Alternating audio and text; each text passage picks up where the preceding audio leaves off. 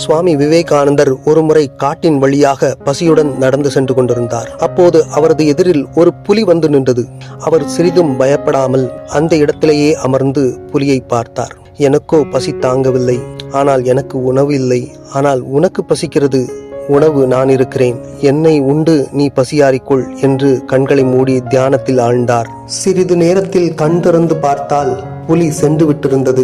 சுவாமி விவேகானந்தர் பின்னாளில் இந்நிகழ்வை பற்றி கூறும்போது, அன்று நான் புலிக்கு இரையாகாமல் இருந்ததற்கு காரணம் ஒரு உயர்ந்த நோக்கத்திற்காக இந்த உலகிற்கு நான் சேவையாற்ற வேண்டியிருந்தது.